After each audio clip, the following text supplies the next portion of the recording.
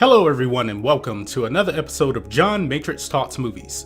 If this is your first time visiting the channel, please hit subscribe to catch future videos from me. Today, we're talking Star Wars, particularly Cassian Andor.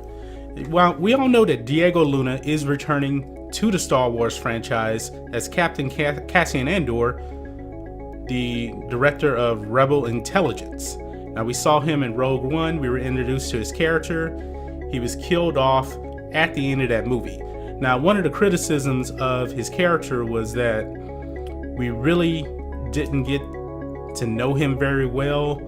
He wasn't as established as a lot of fans would have liked to have been. But keep in mind, they had a bunch of new characters, and it was actually a 2-hour movie. So it would have taken more time away from other characters. But however, we're going to get to learn a lot more about this character. And when I say a lot more, I mean a lot more. Now, not only that, is he going to have his own TV show that's going to focus around him. Diego Luna has hinted that they may actually be using DeAging technology on him. So I'm wondering now, how far back are we going? Now, if we're looking at Rogue One, I'm assuming that his character is somewhere around 35 years old, something like that. Because I actually believe Diego Luna is 40, if I'm not mistaken. So we're going back into the past. We're probably going back to, I would say, maybe the Clone Wars, 20 years. So he would roughly be, 15 to 17 years old. So that would be interesting to see what they could do with Diego Luna with this de-aging technology. Now, we actually did see this with Robert Downey Jr. in Iron Man. Robert Downey Jr. is like 50, I believe, at the time, and they made him look like he was about 20 to 22 years old, like back in the Weird Science days.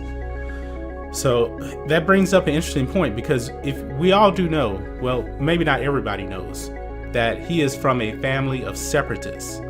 So we may actually be seeing what him and his family went through at the end of the Clone Wars and the ramifications of the Empire taking over. That would be interesting. So maybe his family was captured by the Empire, enslaved by the Empire, or something like that. We don't know. We may see, Vader's first few years or something like that. How does he end up meeting up with the rebellion, I think would be a big part of this TV show. How does he end up meeting Mon Mothma or General Draven? General Draven may just be Captain Draven or something like that. General Draven, actually, I'm willing to bet that he was probably an Imperial. I don't know if there's anything out there about that. Maybe he's an Imperial that defected. I have no idea.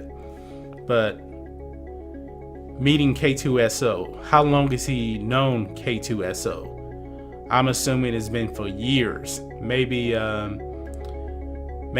once he gets in with the rebellion, and K2SO is a reprogrammed Imperial droid, how long is the rebellion actually had him? Another question, will we actually get to see a de-aged Princess Leia again like we did in Rogue One? But maybe to the point, if we're going back 10 more years, so that would put Cassian around, I don't know, 25 years old or so, and Princess Leia would be around 10 years old.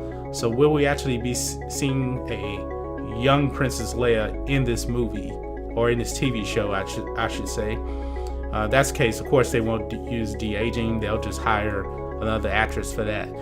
But since he actually brought up this de-aging technology, that brings up a whole bunch of questions on who could we see now? Could we actually see the implications in the early years of the Empire? Because we haven't really seen that on screen, I believe, because Rogue One is pretty much right around the time of The New Hope, and the Empire is only about 5 or 6 years away from being destroyed by the rebellion. So one thing about Solo that we really didn't get to see during that time period, because Solo takes place around 10 years before A New Hope. We didn't really get to see much on the Empire, on what they were really doing, because that was more of a heist movie. But with this Rogue One prequel, I think we'll get to see actually what the Empire is doing during their heyday.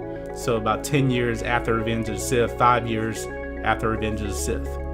So what do you guys think about all this? Are you excited to hear some news that Cassian Andor may actually be de-aged? Are you excited to see what the Empire has been up to in these middle years between Sith and A New Hope? Let me know all that in the comments. If you're new here to the channel, please hit subscribe to catch future videos from me, and we will catch you on the next video. John Matrixx, out.